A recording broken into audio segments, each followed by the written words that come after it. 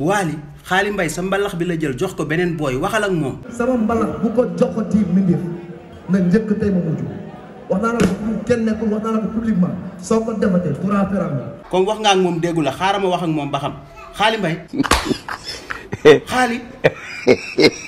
waa Xaali Mbay Xaali Mbay du yow laay waxal yow lan moo tax nga jël mbalax jàmbur di ko joxe. waalee tax ma def ko barke Allah ji baax. kan moo tax nga def ko nga ne. waalee tax ma def ko. xanaa balaa nga leen koy jox waxoo leen ñu jàpp mbalax bi bu baax. mais dama leen jàpp leen ko ñu defar dañ ko waa mais waroo leen jox mbalax jàmbur.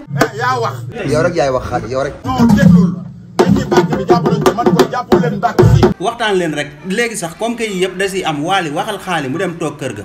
Xaali Mbay léegi mën nga toog kër ga si daati mooy ñëw. mais nag Wally bul fàtte sa waay dafa mun mbalax de Xaali may ma si tuuti ma xool.